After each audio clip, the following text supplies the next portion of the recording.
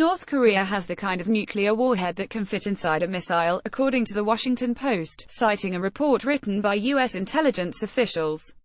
When combined with the country's recent long-range missile breakthroughs, that pretty much means North Korea has the capability to launch a nuclear attack on America.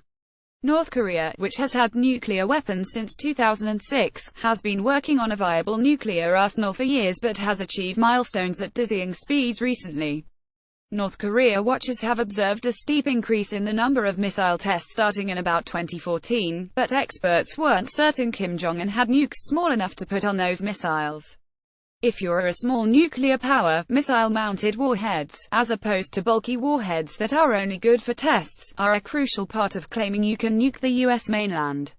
According to the Defense Intelligence Agency analysis obtained by the Post, Pyongyang has reached that stage. So it seems Middlebury Center of International Studies researcher Jeffrey Lewis was right when he opined in the New York Times last week that the United States is now vulnerable to North Korea's nuclear-armed missiles, and has no choice but to live with that reality. Donald Trump seemed less sanguine about North Korea's new capability, however. On Tuesday, shortly after the Post report dropped, he told reporters at his New Jersey golf club that the North can expect fire and fury in response to further threats.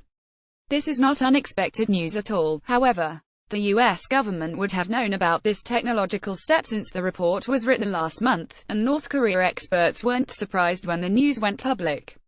The military has been operating for some time with the assumption that the DPRK could at least mount a rudimentary nuclear weapon on an intermediate-range missile, said Roger Baker, vice president of strategic analysis at the geopolitical intelligence firm Stratfor.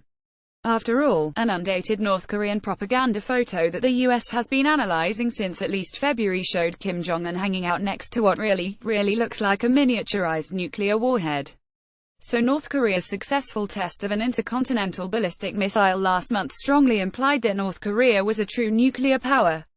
This report of miniaturization goes a long way toward confirming that implication beyond a doubt. The questions that remain are mostly about the reliability and usability of North Korea's arsenal of missiles. Shielding missiles from heat so that they can re-enter the atmosphere is tough, but it's a challenge North Korea claims to have already met.